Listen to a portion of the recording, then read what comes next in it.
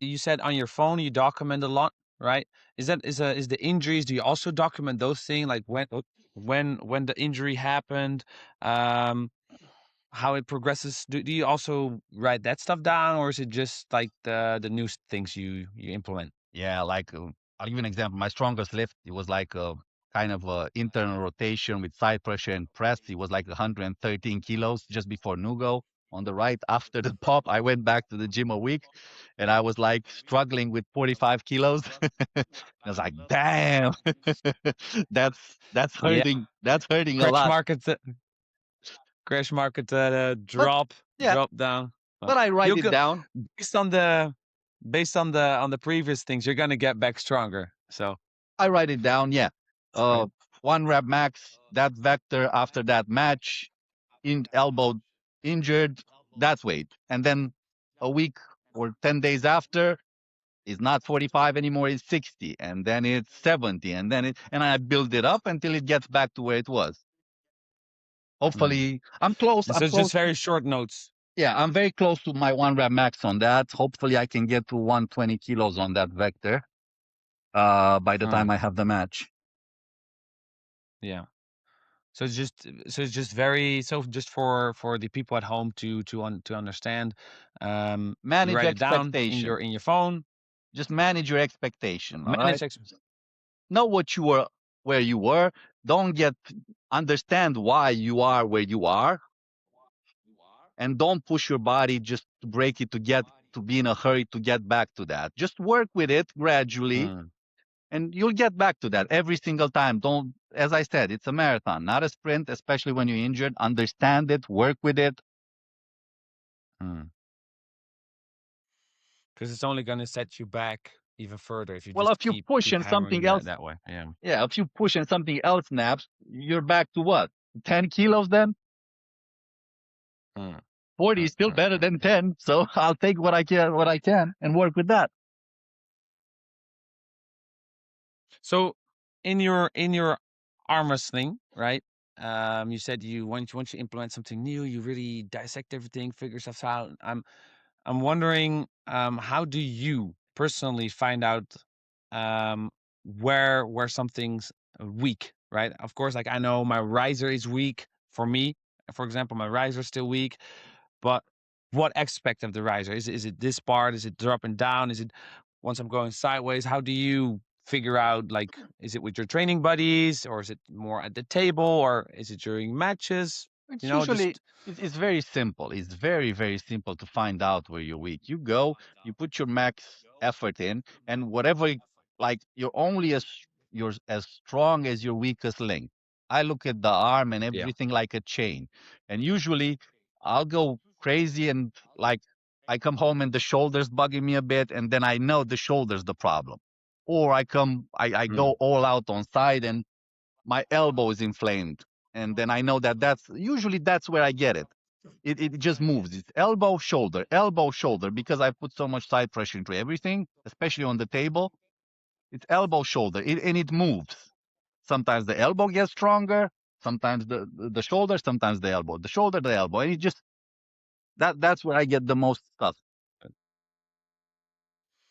and okay, so once you have discovered that weakness, how do you test whether a new exercise that you found out, or I'm not even sure, what do you do to find out new exercises? Do you just, for example, grab something that looks like, okay, I need to work on my cupping, I don't know, find like a pipe outside, just wrap it around and just start doing stuff with it, or how do you figure out new moves? How does that process go for you? My body is very Is it just that? my body doesn't need new moves. My body knows top roll, my body knows press, my body knows hook, my body knows flop wrist. That's all it knows. It doesn't need to know Hmm. new moves. The more you're trying to teach it new moves, the more you're confusing the shit out of it. Hmm. Teach it top roll, right? I don't teach it to rise, then back pressure, then add side pressure, then no, I just teach it, dude, you got a top roll, and this is how we top roll from A to B. Yeah. That's a top roll. And when I go to the table, I don't think how to do something. I think top roll or hook or press. and my body understands and knows how to do it because I work the whole chain as one. I incorporate 4 or 5 movements into one, and I don't need to invent anything new. And if I need to tweak something on the top roll lane, on the hook lane, I will tweak it and work with it and understand it at the table. at the table. So you're basically saying it's not in the equipment you're using. It's just mostly on the table. So it's not like, okay, I want to try this. I'm going to try a different handle. Well, So you basically stick to the routines a bit then. if you think about it, the equipment is not going to give you more trouble today than it gave you yesterday, will it? Uh huh. It does the same thing with if you put the same weight, it puts the same stress in the same place if you do it identically. But like where you see differences and you can really adjust if you understand it, it's at the table when you pull different people and you feel different pressures. And then like, okay, I will need to adjust here, there, and there. But the training to get the chain strong is basically the same. Yeah. But isn't that also like a variable? Because somebody can come in today and it's fresh and you try your technique and the guy's fresh and the next week he's not fresh. So don't you think there's like a high variable in that in testing it that way? Oh, it is. But it's like, so is pulling people. A guy is stronger than a guy is weaker. Just Mm, think about it like you're pulling two different people. Doesn't really matter. Plus, you got to think fair. about it also like one week I go in more beaten up, one week I go in less beaten up. So the variables are always For you it's there. the same. Yeah, it's either on your side or on the other person's You side. can Yeah. never on the table. You can never say, "Well, yeah, I've been here this week, and next week I'll be." No, it's always going to vary. Mm.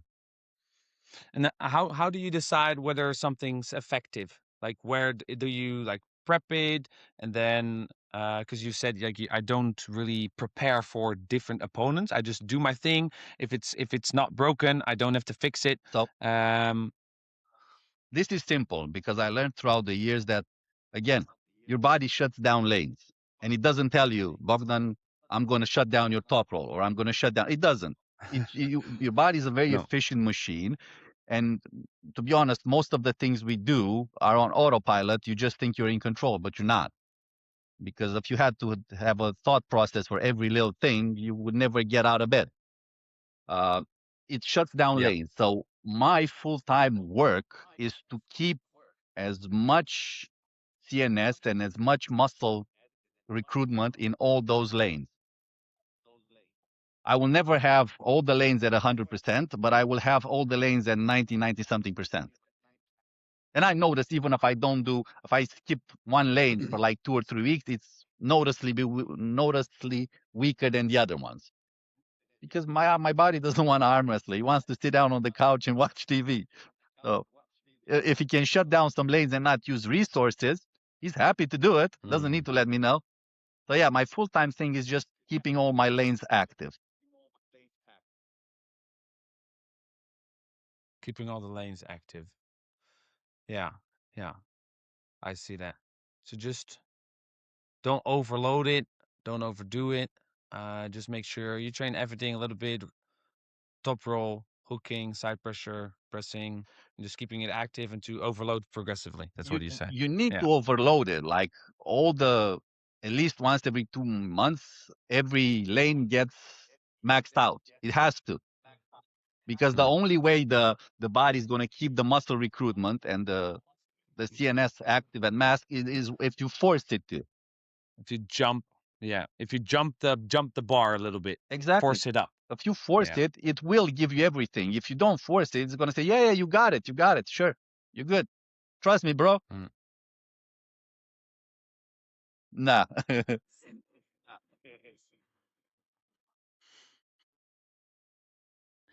Um. Okay, you've answered this already, basically.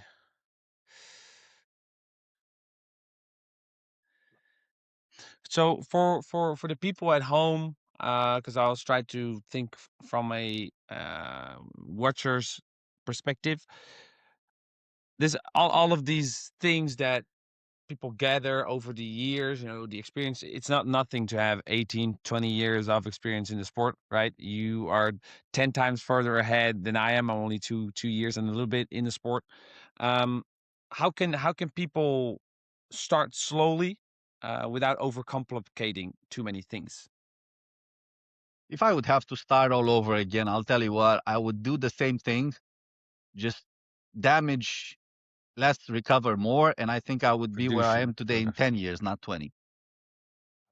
Because I think the first years, and not just mine, I think everybody's like when you come into Everyone's. the sport, they have this mentality like, yeah, pain and gain. You got to destroy yourself. You got to arm wrestle like your practice table, while like your life depends on it, and pin everybody in practice. Yeah. And I think those things held me back like crazy, crazy. If I would train like I would train now, I would progress so much faster, and be here still like. But nobody told me. I'm telling people now, but I wish somebody would have told me Now, this yep. 20 years ago. And people still are like, oh, you're telling me if I don't train max and every day and kill myself, I will get strong. Yes, you will. Yes. I promise you, you will. And you will have original parts when you're 10 years in, and not have blown elbows and all the other shit that comes with ego sparring and all that ego lifting. Yeah, I do think there's a lot of misconception. People try to compare arm wrestling to other sports a bit too much, right? To just general fitness going, where you have to try to hit that max bench press every single time, or not every single time, but it's just completely different for me because I come from fitness, just general fitness to arm wrestling, but I knew this is a different game. This is a different type of strategies here. So I came humble to the sport. I got beaten up by guys that I'm like, holy frick, these guys are shorter than me, smaller than me. I even talked to Mindaugas. He said to me, "Do you think you can beat me?" Because he weighs less than I am. As I'm not playing with these tricks because I know these tricks before. I know these guys can just ran through my arm and beat the heck out of me. So I'm just gonna say, heck no, I'm not gonna be able to beat you. Um, but at the beginning of the sport, it was really interesting to see that nothing that I did in the gym at the beginning, like right now, I think it was a good backup that I had an advantage by, having some muscle memory connection from the gym. But at the beginning, nothing could translate to the table, nothing. Right? I was just holding, was just getting pinned all the time. And that's why I think people have this misconception that they train the same way they do for arm wrestling as they do in the gym, and it clearly isn't the same. Um, so yeah, Arm wrestling is that's so that's nuanced. People think it's like, yeah, I'll train for like power, and I train power lifters, I train strongmen, and they're like, yeah, it's not. It's so much more nuanced than that. It's not strength. It's I don't know. I thought the same thing. Yeah, you get strong, you're good. No, it's like the like somebody that's like world champion, like 3 years in. I'm not as scared of than somebody that's not world champion, but it's been doing it for 15, 20 years, and because 20 that years in. muscle, that Yeah. tendon maturity, those ligaments, those are the big problem in arm wrestling. You also often hear the people say like the guys that are a bit older, longer in the sport. When was your physical best? 30s, 20, 28, 32, something ish. When was your tendon? You felt the best that your tendons felt the best as right now, right? And these guys are like 55, 60. Um, Now, so that shows, yeah, that shows that it's in for the long run, and I think that's awesome because we can see so much more of these athletes. I mean, I saw that are you 42 right now at this yeah, moment, dude? You don't look 42, man. You look somewhere like your mid 30s, man. I was like, what? Is he really 42? But I mean, if we're lucky, we're going to be seeing you for like the next 20 years, right? fingers crossed, Until man. like I, Michael Todd. I want to do this until the day I die. Like, I think I have enough maturity to understand the game and not go out there and kill myself. So I'll take everything like I took it so far. Yeah. I'm in it for the long game. I don't want to be 10% stronger by the end of next year. I don't care about that. 2% a year, perfection. And then eventually you'll be the guy holding the gates, Compound potentially interest. with a belt. Compound interest. That's what I'm talking about. You know, they have to go through you before they. Yeah, yeah. I see it happening. Um, So, all right, you're competing in the middleweight division and going for the title this June. Everybody, check out evwsparks.com. Get your tickets to see this man perform live on stage. He brings fire to the show. I've seen it. It's true. Get your tickets. But you're in the middleweight division and going for the title this June. If things go your way and you become world champion, would you be focusing on moving up? And getting closer to a second title at the light heavyweight on the right hand, or would you also look to break into the top 10 with the left hand in either division?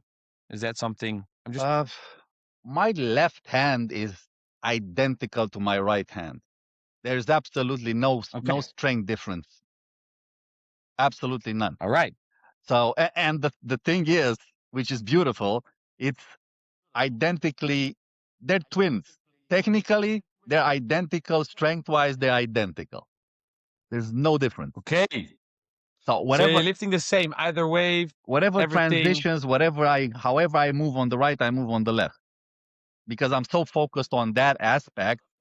I like the way it looks. I like the way it feels. So I've been very focused on that. To be honest, lately, last few years, my left got amazing results. I was even shocked at some point. I was like, damn, because it used to be like 20% weaker, but I got it higher and higher and higher, and now they're identical. So if I do well against Todd, uh, I would like to get some people from the 105, maybe even Petrenko. If I Okay. get the shot, I wouldn't mind. I would love to fight. Like with me, I love to fight the strong people. Doesn't matter where they are, strong people. So the 95, the 105, left, right, whatever the guys want to give me, You the stronger the better. you're up for it. Yeah, because you want to test yourself. You want to Every see single where time. you're at, right? Every single time. Dang. All right. That'd be crazy. Okay, we're getting ahead of ourselves. So another massive thing that happened at EVW 23. Manifestor made a huge statement and became champion, possibly climbing up to your weight class, right? I think I'm correct with that. What do you think? What thoughts do you have on him as a future opponent? Because he absolutely ran through Samusha on the stage. It was like a masterclass, made it look like. So Yeah, I heard Robert talking about this, and they said like if he wants to go up to 95, he's gonna go against Irakli, and I think that's a very good match because like he yep. hasn't really been tested in the 95 by a True. very high level top roller, and I don't think there's anybody top rolling higher than Irakli. That's his bread and butter, his main thing. So I would Mm-hmm. love to see that match. I think that's an incredible match. And after that, if he's successful or even not successful, I don't mind having a match with him. I think it's a great match. How do you think the match versus Irakli would go with Manifestor? Have any I've thoughts on seen that? his cup very strong, and once he gets that, once he gets that, and he's got also like in the Vlad match, his cup was way too strong for Vlad. And once he put Vlad on the inside, Mm-hmm. Vlad's not really a hook puller. He's either a press if he gets it or a top roll. If you put him in a hook, that's not his lane. So his cup was too strong for Vlad. And then I looked at the Samusha match, and Samusha is incredibly good. Yeah, Samusha also Yep. has a problem with speed. Uh, I think, in my opinion, this is why Paulin always beat him. He's got that hit, that Mm-hmm. speed aspect with a lot of outside pronation, and he drags them to the pad much quicker than Samusha can put the stop. And I think Manifestor looked at those videos because he did exactly the same thing. He went for a kind of open hook with a lot of pronation, like something in between a hook and a top roll, very fast, where like Samusha couldn't put the brakes on him. So I think Samusha's problem is speed. Now, going forward, I don't know. I think I don't think he can do that to Irakli. I'll be honest. But he has been manifesting a lot of shit. So who am I to He stop? has Who am been. I He to has stop been. his manifesting now? Exactly. And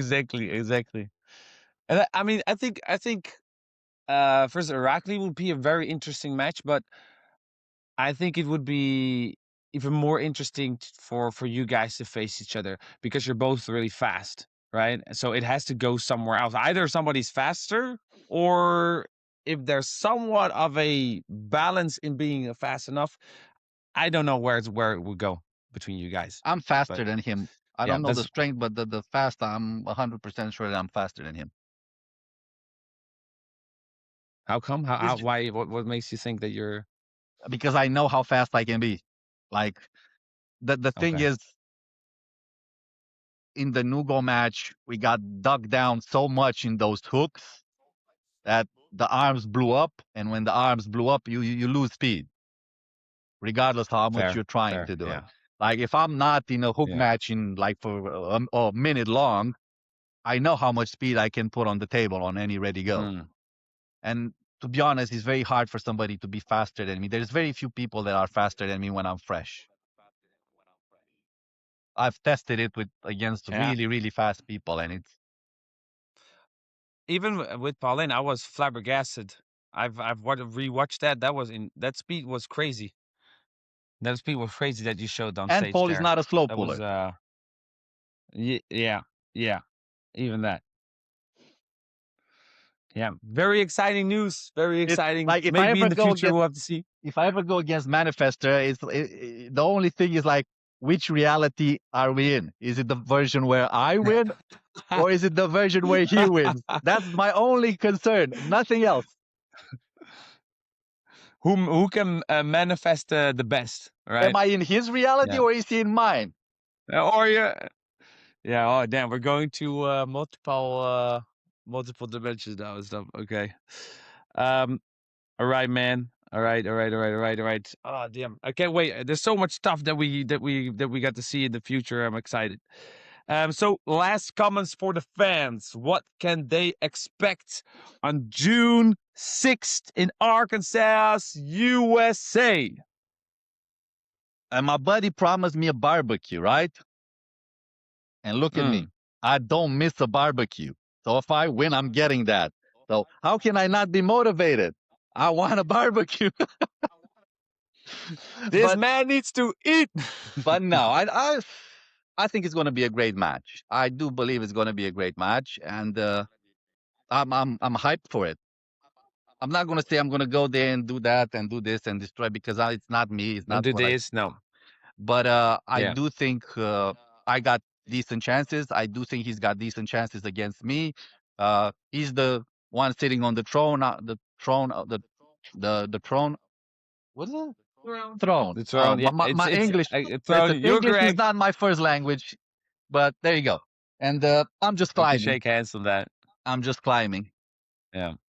I think it would be difficult to top the Nugo match though, because I mean I was there, and the people the people were going nuts in that arena. I Like did. the atmosphere was crazy.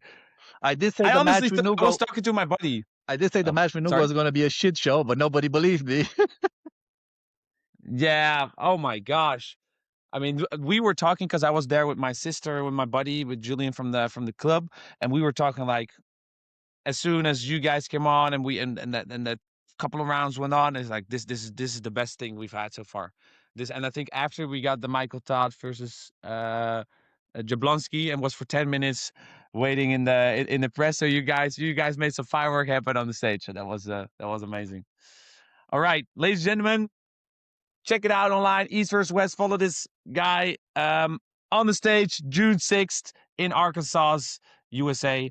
Thank you for taking the time, and we'll see you guys later. Thank you for having me. Peace. Take care. Right, that's a wrap for this interview. Thank you so much for watching. And if you want to see more interviews like these, make sure to hit the subscribe button. If you have any recommendations on who I should interview next, let me know down in the comments below. And you'll see me guys in the next one.